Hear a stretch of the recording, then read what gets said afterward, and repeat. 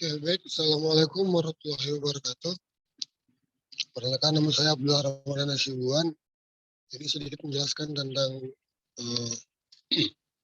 pengembangan kapasitas SDM melalui pembuatan bank sampah guna pengembangan ekonomi desa.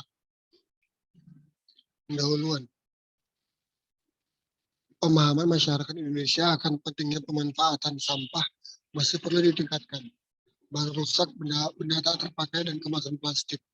Sisa makanan semua dibuang begitu saja. Sebagian bertumpuk di tempat sampah, selebihnya berserakan di jalan atau mengembang di sungai. Kementerian Lingkungan Hidup mencatat pada 2019 rata-rata penduduk Indonesia menghasilkan 2 kg sampah per orang per hari. Artinya ada sekitar 490 ton sampah yang dibuang oleh seluruh penduduk Indonesia dalam sehari.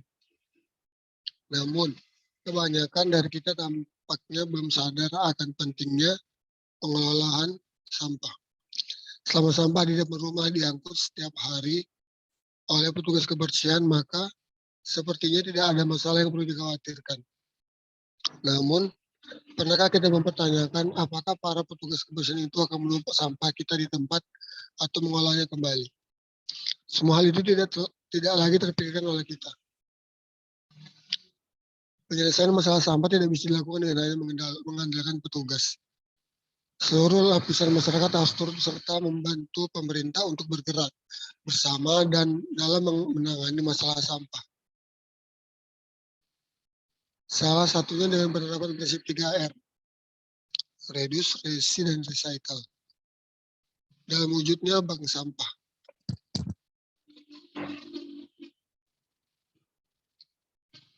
Lanjut.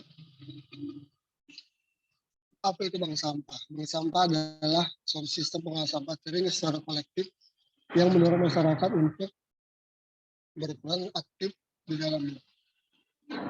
Sistem ini menampung, memilah, atau menyalurkan sampah bernilai ekonomi pada pasar hingga masyarakat mendapat keuntungan ekonomi dari menampung sampah. Kita masuk pembahasan.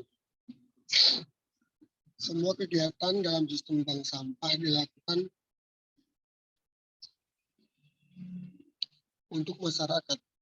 Seperti halnya bank konvensional,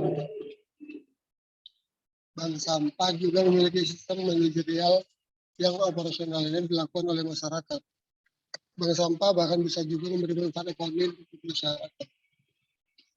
Sampah yang disetorkan oleh nasabah sudah harus dipilah.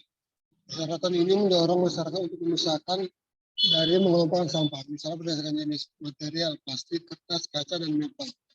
Jadi bank sampah akan menciptakan budaya baru agar masyarakat memilah sampah. Dengan demikian, sistem bank sampah bisa dijadikan sebagai alat untuk melakukan rekayasa sosial, sehingga terbentuk suatu tatanan atau sistem pengelola sampah yang lebih baik masyarakat.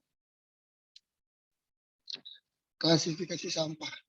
Klasifikasi sampah rumah tangga secara umum klarifikasi menjadi 2 jenis, yaitu sampah organik dan sampah non-organik. Sampah organik adalah sampah yang berasal dari makhluk hidup dan dapat terurai kembali oleh alam, sedangkan sampah non-organik adalah sampah yang berasal dari bahan hasil olahan manusia. Berikut adalah ciri-ciri sampah pada sampah kaca, sampah metal, sampah plastik. Pelaksanaan sistem bank sampah Pertama, pelaksanaan bank sampah dilakukan pada saat hari yang telah disepakati. Pengurus siap dengan keperluan administrasi dan pelanggan timbang. Nasabah datang ke kantor bank dan lakukan penimbangan dan dengan membaca sampah yang sudah dipilah.